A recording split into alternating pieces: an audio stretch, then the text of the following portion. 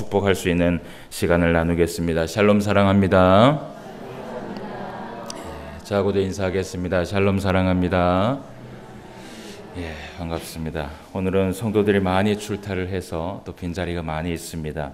출타한 성도들을 위하여서 또 기도를 많이 해주시기를 바랍니다. 오늘도 우리가 또 오전에 이렇게 모여서 하나님의 말씀, 귀한 말씀을 함께 살펴볼 수 있는 시간을 가져보도록 하겠습니다. 오늘 우리가 본문을 출애굽기 1장의 본문을 함께 살펴보았습니다. 지난 시간까지 우리가 창세기의 말씀을 모두 다 마쳤고요. 그 창세기에 있었던 여러 가지의 말씀을 통하여서 또 하나님 앞에 은혜의 시간들을 보낼 수 있었습니다. 이제 또 한동안 우리가 이 출애굽기의 말씀을 통하여서 하나님의 말씀에 은혜를 나눌 텐데요. 우리가 또 이 출애굽기에 있었던 그 하나님의 놀라운 섭리와 그리고 하나님의 놀라운 그 능력을 통하여서 늘 우리의 삶에 적용을 하고 그리고 또 우리도 하나님 앞에 승리하며 살아갈 수 있는 저와 여러분 되시기를 주님의 이름으로 축원함을 드립니다. 오늘 출애굽기라는 책을 우리가 시작을 합니다. 창세기 50장의 말씀에 보면 야곱이 147세에 향년을 한 것을 보게 되고요. 그리고 또 이 야곱이 죽음을 맞이할 때에 12명의 아들에게 축복을 하면서 그 이스라엘의 12지파에게 축복을 하는 그 기도의 능력을 우리가 함께 볼 수 있었습니다. 그리고 또 이 애굽 땅에서 총리로 지내면서 정말 한 나라의 큰 공을 세우면서 나아갔던 요셉이라는 인물을 우리가 50장의 마지막으로 살펴볼 수 있었습니다. 창세기 50장 26절의 말씀, 마지막 말씀에 보면 요셉이 110세의 죽음에 그들이 그의 몸에 향재료를 넣고 애굽에서 입간하였더라 라고 말씀을 하고 있습니다. 이것이 창세기의 끝입니다. 그래서 요셉이 오늘 몇 세에 죽었습니까? 110세에 죽음을 맞이하게 됐습니다. 요셉이 총리가 되었던 나이가 몇 살이었냐 하면 30세였지요. 그래서 30세에 총리가 되고 그리고 110세에 생을 마감할 때까지 80년이라는 시간 동안 애굽 땅에서 총리로서 정말 한 점 부끄러움 없이 하나님 앞에 정직하게 그 모든 총리의 일을 마감하게 된 것을 우리가 볼 수 있었습니다. 만약에 이 요셉이 중간에 무슨 일이 있었다면 창세기의 성경은 조금 달라졌겠죠. 그런데 이 요셉이 정말 하나님과 동행하였고 그리고 하나님을 경외함으로 인하여서 이 애굽 땅에서 총리의 직을 80년 동안 잘 마감을 하고요. 그리고 또 이 나라에서 큰 공을 세우게 된 것을 우리가 보게 됩니다. 그래서 이 창세기의 모든 말씀들이 이제 끝나게 되고 이제 오늘부터 출애굽기의 말씀이 열리게 되는 것을 우리가 보게 됩니다. 이 출애굽기에 대해서 우리가 먼저 좀 말씀을 살펴보고 이제 이 출애굽기에 나오는 이 1장과 오늘은 1장과 2장의 말씀을 좀 함께 살펴보려고 합니다. 출애굽기 1장과 2장의 말씀은 사실은 정말 많은 일들이 함축되어 있는 말씀들이 담겨 있습니다. 거의 이 출애굽기 1장과 2장 말씀에 거의 한 시간적으로 따지면 100년이라는 시간이 함축되어 있습니다. 그러니까 우리가 이 출애굽기 1장과 2장의 말씀을 통하여서 오늘 좀 말씀을 함께 나눠볼 수 있는 시간을 가지도록 하겠습니다. 출애굽기의 성경의 제목에 보면 우리가 가지고 있는 성경은 출애굽기라고 되어 있고요. 그리고 이것을 히브리어 원어로 보면 웨엘레세모트라고 얘기를 해서 이름은 이러하니라는 제목을 가지고 있습니다. 그리고 이제 헬라어 70인역에 기록되어 있는 헬라의 원문을 보면 엑소더스라고 해서 탈출기라는 그런 제목이 담겨 있는 것을 보게 됩니다. 히브리어 원어로 볼 때 웰레세모트 이름은 이러하니라는 제목을 가지고 있는데 사실은 우리가 히브리어로 볼 수 있는 그 성경의 제목을 보면 그렇게 큰 의미는 없습니다. 왜냐하면 이 히브리인들은 성경을 기록을 할 때 성경의 첫 머리에 나오는 그 구절에 있는 한 단어를 정해갖고 그것을 제목으로 정해놓습니다. 그래서 출애굽기 1장 1절 말씀에 보면 야곱과 함께 각각 자기 가족을 데리고 애굽에 이른 이스라엘 아들들의 뭐라고 되어 있지요? 이름은 이러하니. 그러니까 이것이 사실은 히브리인들에게는 출애굽기의 성경의 제목이 되겠지요. 그래서 사실은 그 창세기라는 성경도요, 태초에라는 처음으로라는 그 단어가 사실은 창세기의 히브리 원어의 제목이 되겠습니다. 그래서 거의 대부분 이 히브리인들이 구약 성경을 기록을 할 때 제목은 거의 대부분 이렇게 첫머리를 따서 제목을 붙이게 되어 있습니다. 자, 출애굽기 1장 1절 말씀에 이름은 이러하니라고 얘기를 하면서 애굽에 내려간 12명의 아들들의 이름에 대해서 기록한 것을 보게 됩니다. 이 부분은 우리가 창세기에서 이미 확인을 했기 때문에 이 부분에 대해서 더 이상 이야기할 필요는 없을 것 같고요. 오늘 우리가 이 출애굽기 서론 부분을 좀 보면서 이 말씀에 서론 말씀에 본문 말씀에 어떤 일들이 일어나냐면 이스라엘 백성들의 애굽 땅에서의 그들의 엄청난 학대와 고난과 그리고 그들의 고통의 시간이 시작되었다라는 것을 우리가 출애굽기 1장에서 보게 됩니다.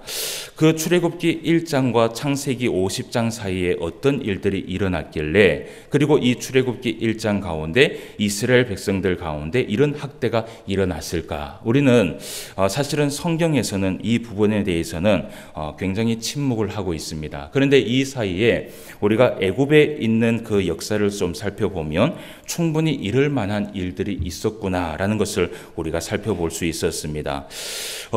요셉이요. 이 애굽 땅에서 총리로 되었을 당시에 그러니까 한 80년 정도지요. 80년과 그리고 한 100년 사이에는요.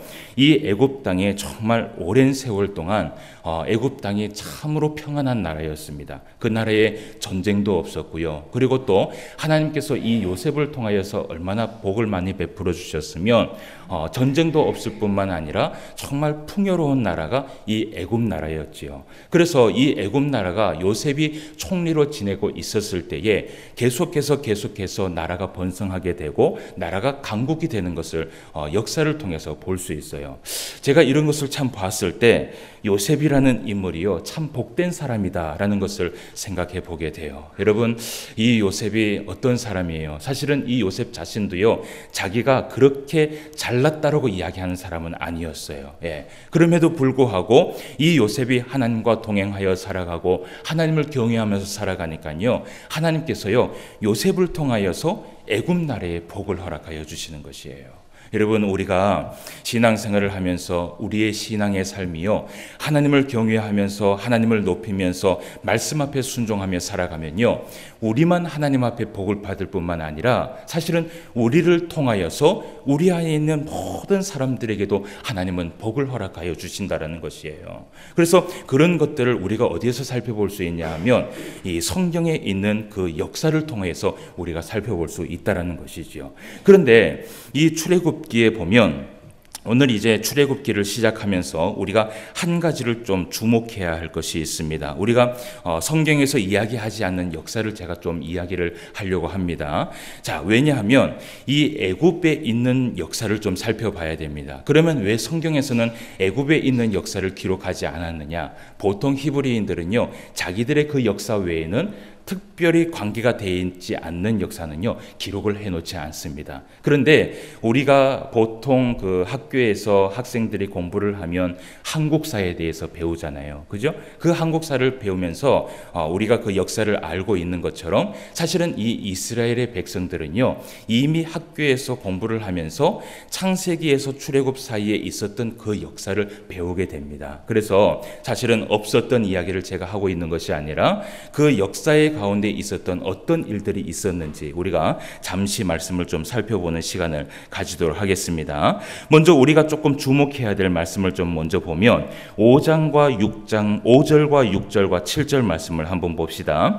5절 말씀에 보면 야곱의 허리에서 나온 사람이 모두 몇 명이에요? 70명이요. 그리고 요셉은 애굽에 있었더라 라고 얘기를 합니다. 그래서 애굽에서 시작한 인원이 몇 명이었냐 하면 야곱의 허리에서 나온 사람 70명이 시작을 했다라고 우리가 볼 수 있겠지요. 그리고 6절 말씀에 보면 또 뭐라고 되어 있냐 하면 요셉과 그의 모든 형제와 그 시대의 사람은 어떻게 했다 그래요? 다 죽음을 맞이했다라는 것이에요. 그러니까 오랜 세월이 일단은 흘렀다라는 것을 우리가 볼 수 있습니다. 그리고 또 7절 말씀에 보면 이스라엘 자손은 생력하고 어떻게 했어요? 불어나 번성하고 매우 강하여 온 땅에 가득하게 되었더라. 아멘. 예. 자, 70명의 인원이 시작을 하여서 이스라엘 자손이 생육하고 불어났습니다. 그리고 그 사이에 어떤 일들이 있었냐 하면 요셉과 그의 모든 형제와 그 시대의 사람은 어떻게 해요? 다 죽었어요. 그러니까 우리가 요 5절, 6절, 7절 말씀만 보아도 얼마나 많은 세월이 흘렀는가라는 것을 우리가 알 수 있다라는 것이에요. 나중에 그 이스라엘 백성들이 출애굽할 때에 그 인원을 우리가 민수기에서 살펴보면 엄청난 인원들이 나가게 되잖아요. 그러니까 그 세월 동안 얼마나 많은 인원들이 하나님 앞에 복을 받아서 번성을 하고 불어나고 그 땅에 가득했는지를 우리가 이 말씀을 통해서 알 수 있었다라는 것이지요. 그런데 오늘 말씀에 보면 요셉과 그의 모든 형제와 그 시대의 모든 사람이 다 죽었다라고 얘기해요. 그렇다면 얼마만큼의 세월이 흘렀길래 이런 이야기를 하고 있을까? 결론적으로 이야기를 하면요.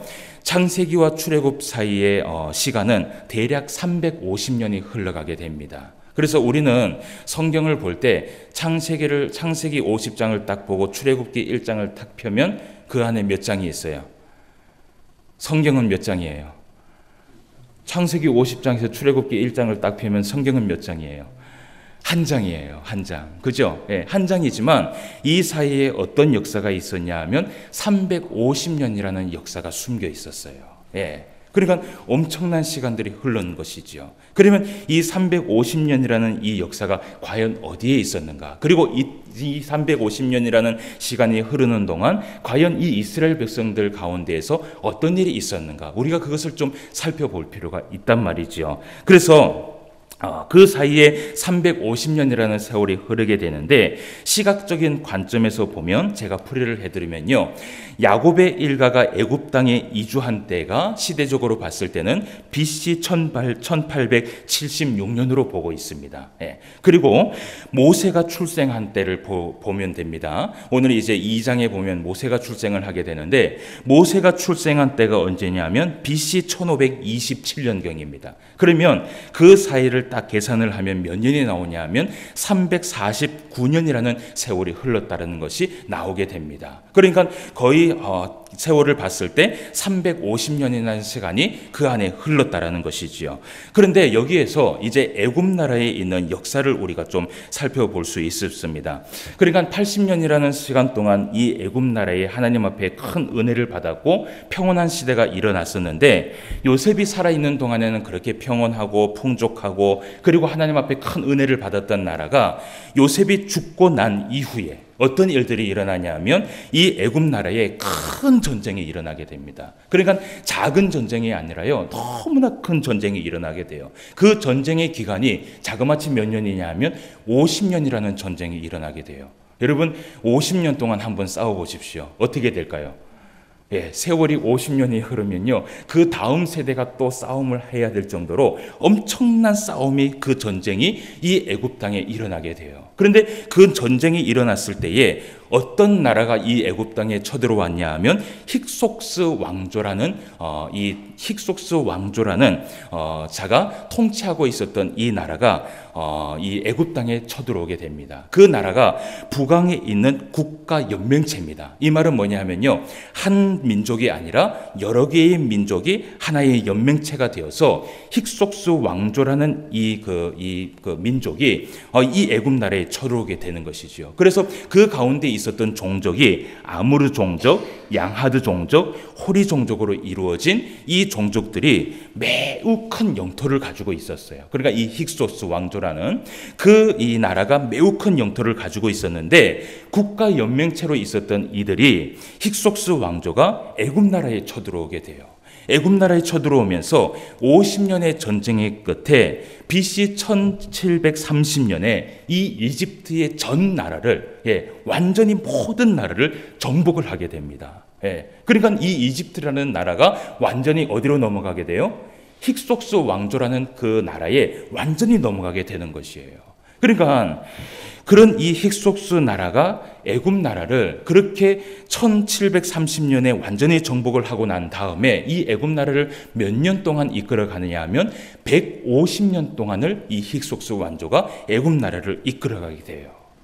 그런데 참 놀라운 것이 무엇이냐면요, 역사 공부를 하면서 참 은혜스러운 것이 있어요. 그것이 무엇이냐면, 이렇게 막 50년의 전쟁이 일어나고 그리고 한 왕조가 바뀌어서 나라가 통치하는 그 나라가 완전히 바뀌었음에도 불구하고요, 하나님께서요 이스라엘 백성들에게는 은혜를 베풀어 주셨어요. 하나님께서는 이 이스라엘 백성들에게 은혜를 베풀어 주셔서 그들이 살고 있는 그 고센 땅에서는요, 여전히 그들이 번성하고 하나님의 은혜 가운데서 계속해서 살아갈 수 있도록 생육하고 번성하고 또 하나님의 은혜 가운데 살아갈 수 있도록 하나님께서 보호하여 주셨다는 것이에요. 여러분, 50년의 전쟁 가운데에서 얼마나 아픔이 있었겠어요. 그런데 그런 가운데에서도 하나님은 누구를 건져주었냐 하면 이스라엘 백성들을 건져주었고요. 그리고 한 왕조가, 다른 왕조가 나라를 이끌어 가는데도 불구하고 거기에서도요 절대로 흔들리지 않은 것이 어디였냐 하면 바로 이스라엘 나라의 백성들이었어요. 그 후 이 힉기스 왕조에 의해서 150년이라는 나라를 빼앗기고 난 후 다시 전쟁을 하게 돼요. 다시 전쟁을 하고, 다시 전쟁을 하면서 이 애굽 나라가 다시 이 전쟁을 통하여서 이 애굽 나라를 다시 찾아오게 됩니다. 그러니까 그 기간이라는 동안 몇 년이 흘렸나 하면 200년이라는 세월이 흐르게 돼요. 여러분, 200년 동안 이 애굽 나라가요 전쟁을 하고 또 나라를 되찾고 그런 일들이 있었던 것이 바로 이 역사 가운데 중간에 있었던 것이에요. 그리고 나서 이제 우리가 말씀을 보는 것이에요. 우리가 8절 말씀을 한번 다 같이 읽어봅시다. 자, 8절입니다. 시작. 요셉을 알지 못하는 새 왕이 일어나 애굽을 다스리더니. 아멘. 자, 이 말씀을 조금 듣고 이 8절 말씀을 딱 들으니까 어떻게 해요? 이해가 조금 되는 것 같지요. 그러니까 모든 것들이 다시 되돌아왔어요. 애굽에 있는 이 정권이 다시 돌아오게 되고 그 8절의 말씀을 통하여서 새 왕이 일어나서 애굽을 다시 다스리게 된 것이에요. 그러는 시간 동안 어떤 일들이 있었냐 하면 이런 전쟁의 역사가 있으면서 자연스럽게 누가 잊혀졌어요? 오늘 말씀해 보니까 요셉이라는 인물이 잊혀지게 된 것이에요. 여러분 한번 생각을 해보세요. 사실은요, 이 요셉이라는 인물은요, 한 나라를 살릴 만한 정말 공이 있는 사람이에요. 그리고 80년 동안 한 번도요, 이 공직에 있으면서 정말 이 나라를 위하여서 자기의 것을 취한 적이 한 번도 없었던 것이 바로 요셉이었어요. 근데 이 요셉이 한순간에 그렇게 잊혀질 수 있었느냐? 그렇지 않았다는 것이죠. 이런 전쟁과 이런 나라의 모든 것들이 바뀌면서 자연스럽게 이 요셉이 잊혀지게 된 것이에요. 그런데 그 전쟁 이후에 애굽의 새로운 왕이 정권을 잡고 난 이후에 가만히 이 왕이 나라를 들여다봅니다. 여러분 한번 생각해 봅시다. 50년이라는 전쟁이 있었어요. 그리고 150년이라는 그 시간 동안 이 애굽 땅에 있는 사람들은 많이 죽었겠죠. 왜 많이 죽었을까요? 전쟁을 통해서 많이 죽었겠죠. 그런데 그럼에도 불구하고 고센 땅에서는 누가 있었어요? 이스라엘 백성들이 있었어요. 이스라엘 백성들이 뭘 하고 있었어요? 번성하고 있었어요. 번성하고 있었어요. 계속해서 하나님의 은혜 가운데 번성하고 강해지고 막 그랬던 거예요. 그러니까 이 애굽에 있는 다시 이 정권을 딱 차지하고 새 왕이 딱 들어서고 이 나라를 가만히 들여다보니까 무엇이에요? 그렇게 200년이나 흐르는 시간 동안 이스라엘 백성들을 가만히 보니까요, 애굽 나라의 백성들보다 누가 더 많아요? 이스라엘의 백성들이 더 많아진 것을 이 애굽 왕이 살펴보게 된 것이에요. 여러분, 하나님께서요 은혜를 베풀어 주시고 하나님께서 하나님의 백성을 보호하여 주시면요, 그 주변에 어떠한 일들이 일어나도요 하나님의 백성은 흔들리지 않아요. 이것이 바로 무엇이 이것을 가르쳐 주냐 하면 역사가 이것을 가르쳐 줘요. 여러분, 이렇게 우리가 시간을 흘러가면서 구약 성경부터 신약 시대에 이르기까지 하나님의 백성들을 한번 살펴보세요. 얼마나 이 한국 교회도요, 얼마나 많은 고난과 핍박과 순교를 당한 사람들이 그렇게 많이 있었잖아요. 그런데도 불구하고 여러분, 70년대, 80년대, 90년대, 그리고 이 기독교가 100년이 지나면서 여러분 한번 보십시오. 이 기독교가 어떻게 됐어요? 계속해서 줄어들었습니까? 아니요. 여러분, 지금 한국교회를 보세요. 100년 전에 있었던 그 사건을 생각해 보면요, 거의 멸절할 수밖에 없었던 그 사건인데요, 그래도 하나님께서 사랑하시는 이 하나님의 백성들은요, 보호하여 주시고 은혜를 베풀어 주시고 부흥케 하시고 강국케 하셔서 오늘날 한국교회가 이렇게 하나님 앞에 부흥할 수 있었다는 것이에요. 여러분, 이것이 바로 역사가 하나님께서 하나님의 백성들을 인도하여 주신다라는 그 사실을 증명하고 있다는 것이에요.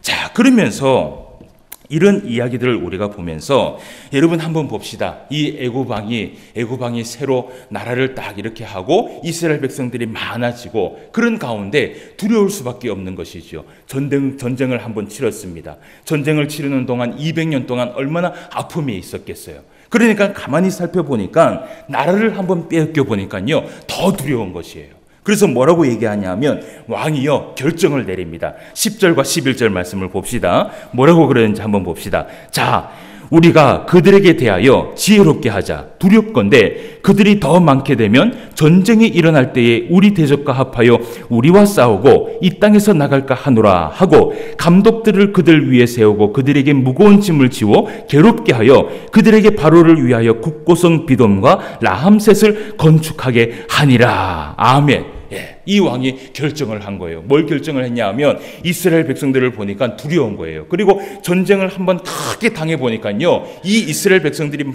강국한 걸 보니까요, 더 두려운 것이에요. 그래서 앞으로 또 전쟁이 일어나지 않을 것이라는 보장이 없잖아요. 그러니까 이 왕이 결정을 한 것이 이 이스라엘 백성들이 이제는 어떻게 해요? 어떻게 하지 못하도록, 번성하지 못하도록 이들에게 막 괴로움을 줘갖고 어쨌든 이 이스라엘 백성들이 줄어들게 그렇게 결정을 하자. 그래서 그 방법을 딱 해요.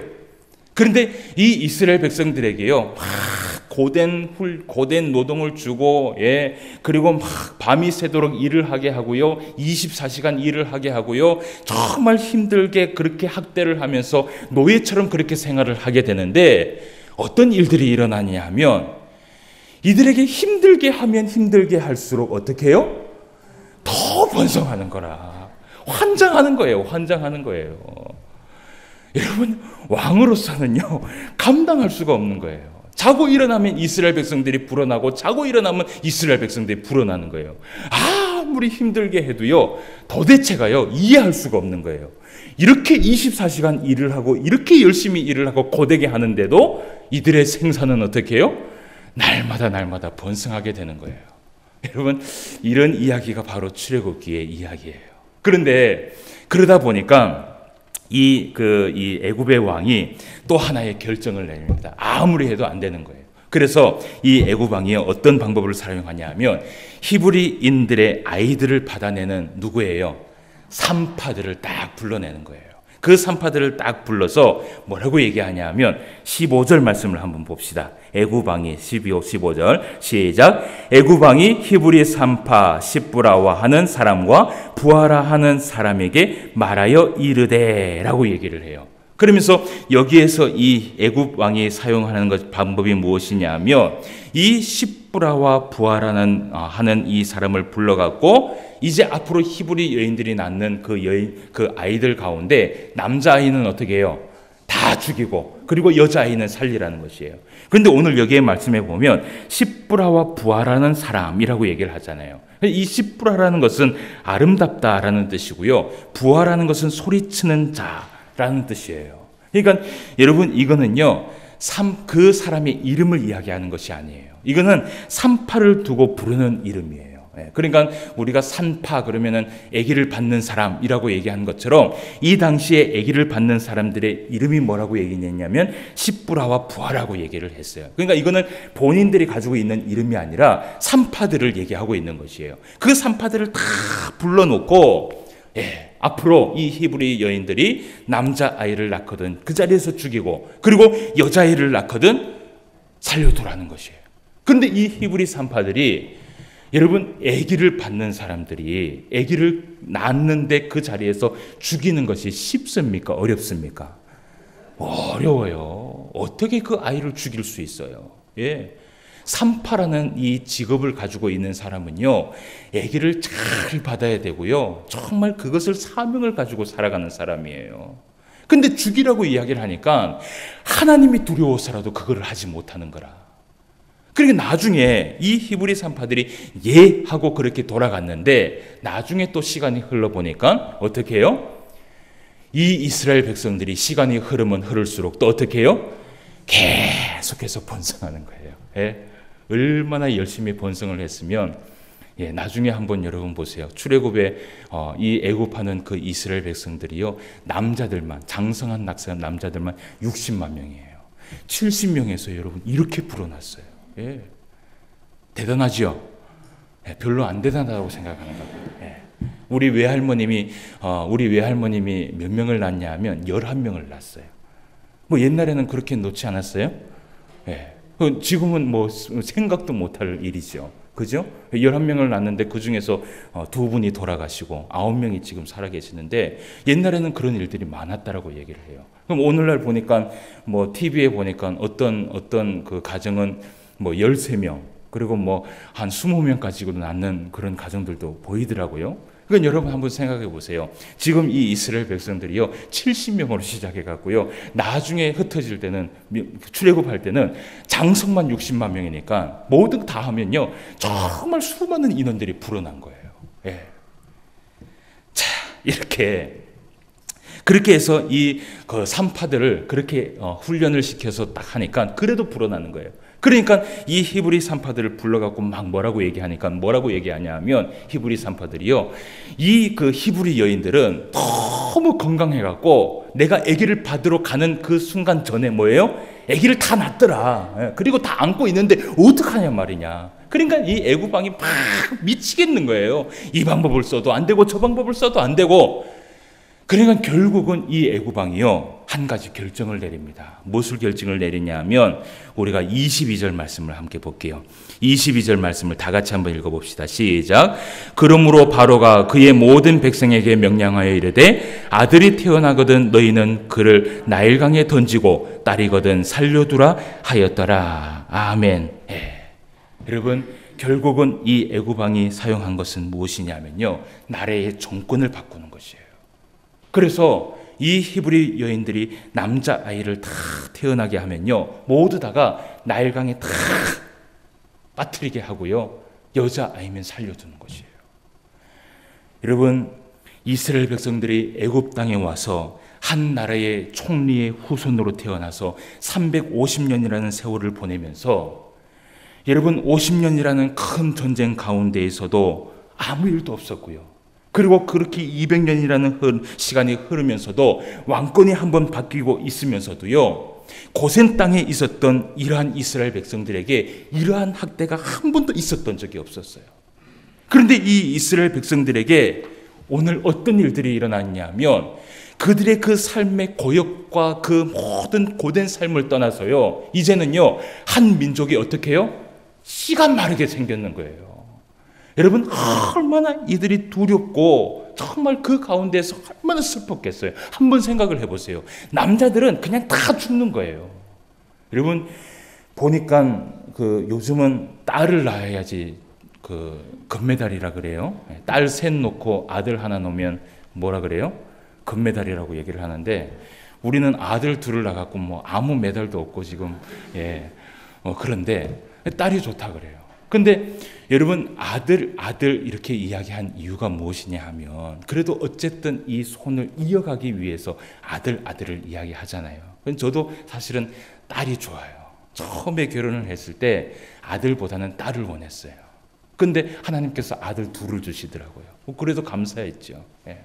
근데 여러분 보세요. 아들을 놓으면 다 나일강에 빠뜨리는 것이에요. 이제는 민족이 씨를 말리게 되는 것이에요. 여러분, 이때 이 레위 족속 가운데에 이 히브리 족속 가운데 하나님께서 은혜를 베풀어 주시는 거예요. 어떤 은혜를 베풀어 주시느냐? 레위 족속에서 한 아이가 태어나게 돼요. 예. 이 민족이 완전히 멸절하려고 하는 그 순간에 하나님께서 누구를 세우시냐 하면 모세를 태어나게 하는 거예요. 예.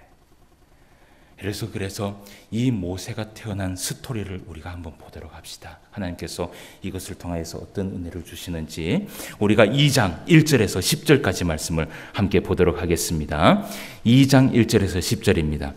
레위 가족 중 한 사람이 가서 레위 여자에게 장가들어 그 여자가 임신하여 아들을 낳으니 그가 잘생긴 것을 보고 석 달 동안 그를 숨겼으나 더 숨길 수 없게 되매 그를 위하여 갈대 상자를 가져다가 역청과 나무진을 칠하고 아기를 거기 담아 나일 강가 갈대 사이에 두고 그의 누이가 어떻게 되는지를 알려고 멀리 섰더니 바로의 딸이 목욕하러 나일 강으로 내려오고 시녀들은 나일 강가를 거닐 때에 그가 갈대 사이에 상자를 보고 시녀를 보내어 가져다가 열고 그 아기를 보니 아기가 우는지라 그가 그를 불쌍히 여겨 이르되 이는 히브리 사람의 아기로다. 그의 누이가 바로의 딸에게 이르되 내가 가서 당신을 위하여 히브리 여인 중에서 유모를 불러다가 이 아기에게 젖을 먹이게 하리이까. 바로의 딸이 그에게 이르되 가라 하매 그 소녀가 가서 그 아기의 어머니를 불러오니 바로의 딸이 그에게 이르되 이 아기를 데려다가 나를 위하여 젖을 먹이라. 내가 그 삭슬 주리라.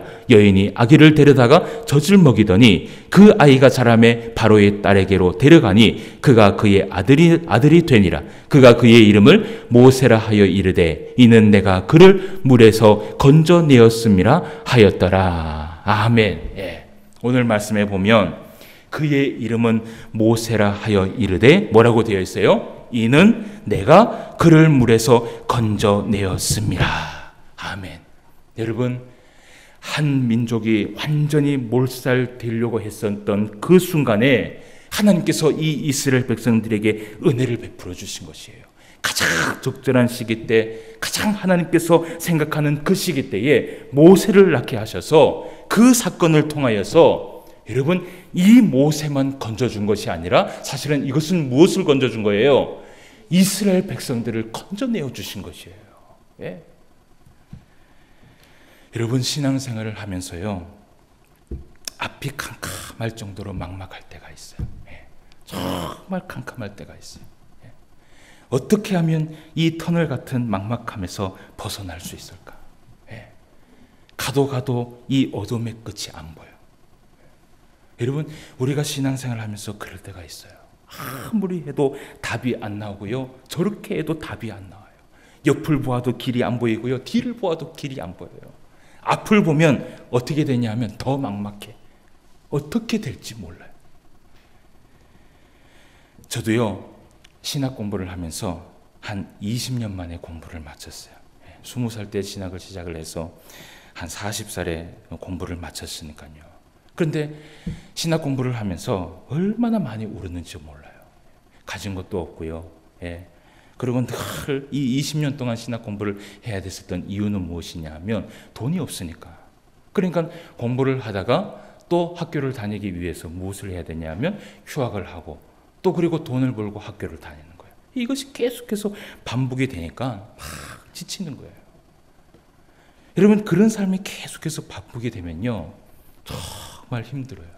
그래서 너무 힘들어갖고요, 정말 이게 하나님께서 나에게 주신 사명이라는 것은 알고 있기 때문에 다른 길은 못 가겠어. 그런데 앞으로 가려고 하니까 더 이상 갈 수가 없는 거예요. 여러분, 그때요, 내가 하나님 앞에 할 수 있는 것은 아무것도 없었어요. 그냥 무릎 꿇고 주저앉아서 우는 것 외에는 할 수 있는 것이 아무것도 없었어요. 예. 여러분, 오늘날에도 가만히 보면요, 신학생들이요, 돈이 없어서 밥을 굶는 신학생들이 많이 있어요. 야, 이 시대에 그래요. 저도 학부 때 정말 책을 한 권 사고 싶은데 이 책을 사면 일주일을 굶어야 돼요. 그래서 일주일을 배부르게 먹을까, 책을 한 권을 살까 고민을 하다가 뭘 했을까요? 어떻게 아세요? 그게 보통 일어나는 스토리예요. 책을 샀어요. 책을 사고 일주일 동안 굶으면서 막 물로 배를 채우는 거예요. 막 서러워요. 책을 읽는데 기쁨은 있는데 막 사는 게 서러운 거라. 그러면서도 제일 힘든 게 뭐냐 하면, 여러분, 내가 그렇게 힘들게 살아가는 그 삶이 힘든 게 아니라 두려움이 힘든 거예요. 두려운 거예요. 이 앞을 어떻게 살아갈까? 그것이 두려운 거예요. 근데 가만히 생각해 보니까요, 이 두려움은요, 하나님이 주는 것이 아니라 누가 주는 거예요? 사탄이 주는 거라. 여러분, 히브리서 11장 23절 말씀에 보면 이런 말씀이 있어요. 믿음으로 모세가 났을 때에 그 부모가 아름다운 아이임을 보고 석 달 동안 숨겨 왕의 명령을 어떻게 해요? 무서워하지 아니하였으며 라고 되어 있어요. 무서워하지 아니하였다는 것이에요. 한 민족을 살리기 위해서 모세가 태어나기까지 거기에는요, 하나님의 섭리가 그 안에 있었지만, 그러나 그 두려움을 이길 수 있었던 부모의 믿음이 있었기 때문에 여러분, 모세가 태어난 것이에요. 사랑하는 성도 여러분, 우리가 믿음을 가지고 살아가는데 두려움이 내 앞에 나타나잖아요. 그러면 예수 그리스도의 이름으로 물리치시길 바랍니다. 이거는 하나님이 주시는 두려움이 아니에요. 분명히 이건 사단이 주는 두려움이에요. 여러분, 하나님은 언제든지 하나님의 성도를 지키시고 인도하여 주신다는 것을 기억하시길 바랍니다. 절대로 하나님은요, 하나님의 그 백성을 놓지 않아요. 저는 그것을 정말 경험을 했어요. 어떠한 순간에도요, 하나님의 백성들을 놓지 않아요. 제가 이때까지 신학 공부를 하면서요, 이 소리는 아직 못 들었어요. 무엇이냐 하면 배고파서 죽었다라는 신학생은 보지 못했어요. 예. 여러분, 때로는 힘들고 막막하고 앞이 안 보이고 어려움 가운데 있지만, 그리고 그 이유 때문에 내 안에 두려움이 있지만, 여러분, 두려워하지 마시기 바랍니다. 결국은 하나님께서 하나님의 그 놀라운 섭리 가운데 우리에게 은혜를 베풀어 주시고 반드시 그 길을 열어주실 줄 믿습니다. 이 신앙이 여러분들 안에 있기를 원해요. 오늘 출애굽기 1장과 2장의 말씀은요, 제가 말씀을 드렸던 것처럼 거의 100년의 역사가 함축되어 있어요. 모세가 하나님의 섭리 가운데 태어나게 됩니다. 그리고 이 모세가 애굽 성전에서 40년이라는 세월을 보내고 난 후 모세가 장성을 했어요. 우리가 그 말씀을 한번 보도록 할게요. 2장 11절과 12절 말씀을 다 같이 한번 읽어봅시다. 시작. 모세가 장성한 후에 한 번은 자기 형제들에게 나가서 그들이 고되게 노동하는 것을 보더니 어떤 애굽 사람이 한 히브리 사람 곧 자기 형제를 치는 것을 본지라. 좌우를 살펴 사람이 없음을 보고 그 애굽 사람을 쳐 죽여 모래 속에 감추니라. 아멘. 예. 이 사건이 있은 후 모세가요, 바로 왕을 피하여서 미디안에 머무르게 돼요. 그곳에서 미디안 제사장의 집에 머무르면서 십보라라 하는 여인과 결혼을 하게 됩니다. 그런 기간 동안 몇 년이 흐르느냐 하면 총 80년이라는 세월이 흐르게 돼요. 그런데 여러분, 우리가 오늘 이제 마지막 말씀을 보고 조금 마치도록 할게요. 우리가 23절에서 25절까지의 말씀을 한번 봅시다. 자, 여러 해 후에 제가 한번 읽어드리겠습니다. 여러 해 후에 애굽 왕은 죽었고 이스라엘 자손은 고된 노동으로 말미암아 탄식하며 부르짖으니 그 고된 노동으로 말미암아 부르짖는 소리가 하나님께 상달된지라. 하나님이 그들의 고통 소리를 들으시고 하나님이 아브라함과 이삭과 야곱에게 세운 그 언약을 기억하사 하나님이 이스라엘 자손을 돌보셨고 하나님이 그들을 기억하셨더라. 아멘. 모세가 성장을 해서 미디안에 이르기까지 80년의 세월이 흐르고 거의 100년 가까이 이 이스라엘 백성들에게 그 가운데에서 무엇이 있었냐 하면 학대와 핍박이 계속해서 있었어요. 여러분, 100년 동안 계속 그 학대와 핍박이 계속해서 있다고 한번 생각을 해보세요. 그 100년이 있는 동안에 이들이요, 결국은 견디다 못해 하나님 앞에 부르짖게 된 것이에요. 그때 하나님께서 그들의 고통 소리를 들으신 것이에요. 비로소 하나님께서 이 이스라엘 백성들에게 오늘 뭐라고 말씀하시냐 하면 아브라함과 이삭과 야곱에게 새긴 그 언약 때문에 그들을 기억하셨더라 라고 얘기를 해요. 여러분, 오늘 설교의 제목을 제가 약속이 있는 권념이다 라고 이야기를 했어요. 25절 말씀에 보면요, 이전 성경에 이렇게 되어 있어요. 뭐라고 되어 있냐면 이스라엘 자손을 권념하셨더라라고 말씀하고 있어요. 이전 성경에 보면. 저는 이전 성경이 조금 더 잘 됐다고 생각을 해요.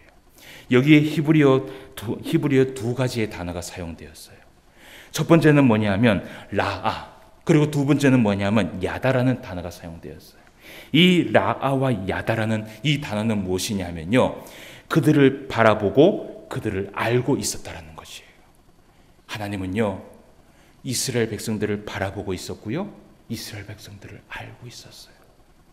수백 년, 수천 년이 지났음에도 불구하고 하나님은요, 절대로 이 이스라엘 백성들을 잊어버리신 적이 한 번도 없었다라는 것이에요. 사랑하는 성도 여러분, 말씀을 맺습니다. 지금도 하나님은 우리를 알고 있고 우리를 바라보고 계세요. 400년이 지나고 1000년이 지나고 2000년이 지나도 하나님은 변함이 없어요. 여러분, 여전히 하나님은 우리를 지켜보고 계세요. 우리가 부르짖을 때 우리 하나님은 주무시지도 아니하시고 졸지도 아니하세요. 예. 여러분, 언제든지 하나님은요, 우리가 하나님을 찾기를 원하고 하나님 앞에 기도하기를 원하고 하나님을 의지하기를 원해요. 이것이 무엇이냐면 바로 약속이는 권념이에요. 왜 하나님께서 우리가 부르짖을 때 우리를 바라보시고 우리에게 은혜를 베풀어 주시는지 알아요? 그것은 약속이 있기 때문이에요. 하나님과 우리는 약속이 있는 백성인 줄 믿습니다. 이번 한 주간도 여러분 살아가실 때 어떤 어려움이 있든지 하나님 앞에 부르짖으며 하나님을 의지하며 살아갈 수 있는 성도가 되시길 바랍니다. 그렇다면 하나님은 반드시 우리에게 응답하시고 은혜를 베풀어 주시고 함께하여 주실 줄 믿습니다. 기도드리겠습니다. 하나님 아버지, 은혜를 진심으로 감사함을 드립니다. 오늘도 우리에게 귀한 말씀 허락하여 주셔서 그 말씀을 통하여서 은혜를 나눌 수 있도록 인도하여 주심을 감사함을 드립니다. 항상 우리를 알고 계시고 우리를 바라보고 계시고 우리가 어떤 상황에 처해 있는지 그 모든 것들을 우리 하나님께서 함께 공유하고 있다는 것, 우리는 그 말씀을 다시 한번 이 출애굽기를 통하여서 깨닫게 됩니다. 나 홀로 걸어가는 길이 아니라는 것을 다시 한번 알게 되었습니다. 힘들고 어려울 때 부르짖을 수 있는 우리의 신앙이 되게 하여 주시옵소서. 하나님을 찾을 수 있는 우리의 신앙이 되게 하여 주시옵소서. 하나님을 의지할 수 있는 우리의 신앙이 될 수 있도록 인도하여 주시옵소서. 그래서 이번 한 주간도 살아갈 때에 승리하며 살아갈 수 있도록 인도하여 주시옵시고, 두려운 마음이 있을 때에 믿음으로 이겨낼 수 있는 주의 모든 성도들이 될 수 있도록 인도하여 주시옵소서. 모든 말씀 예수님의 이름으로 기도드리옵나이다. 아멘. 찬송가